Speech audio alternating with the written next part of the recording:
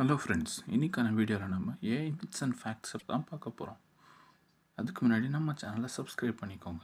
வாங்க வீடியோக்குள்ளே போகலாம். ஸோ ஃபர்ஸ்ட் மித் என்ன அப்படின்னு பார்த்தீங்கன்னா, ஏஐ ஒரு சென்டினென்ட், அதுக்கு ஒரு ஃபீலிங்ஸ் இருக்குது, எமோஷன்ஸ் இருக்குது அப்படின்னு மென்ஷன் பண்ணுவாங்க. ஏஐஸ் எப்பயுமே நம்ம கொடுக்குற டேட்டாவை வச்சு ட்ரெயின் பண்ணிவிட்டு அதுக்கப்புறமா தான் ஒர்க் பண்ணும்.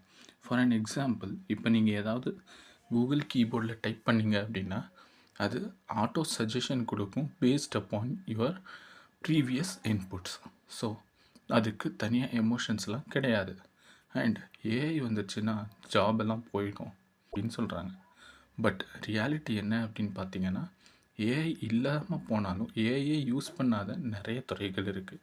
For an example, singing, cooking, high emotional intelligence jobs, artists, ethics specialist and AI orchestrator, இந்த மாதிரி இன்னும் நிறைய வேலை இருக்குது. அண்ட் ஏஐ வந்து அன்பயாஸ்ட் அண்ட் அப்ஜெக்டிவாக தான் ஒர்க் பண்ணும்.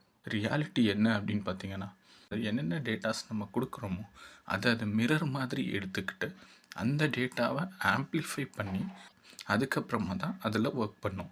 ஏஐ வந்து பார்த்திங்கன்னா நியூட்ரலிட்டி பக்கம் தான் இருக்கும். ஜெண்டர் பேஸ்ட், பயாஸ் பேஸ்ட் அந்த மாதிரி எந்த ஒரு விஷயத்தையும் டிபெண்ட் பண்ணி இருக்காது. என்ன தான் நீங்கள் ட்ரெயின் பண்ணியிருந்தாலும் நீங்கள் என்ன டேட்டா கொடுக்குறீங்களோ அதை பார்த்து தான் ஒர்க் பண்ணும். இந்த வீடியோ உங்களுக்கு பிடிச்சதுன்னா எங்கள் சேனலுக்கு சப்ஸ்கிரைப் பண்ணுங்கள். தேங்க்யூ. Bye by.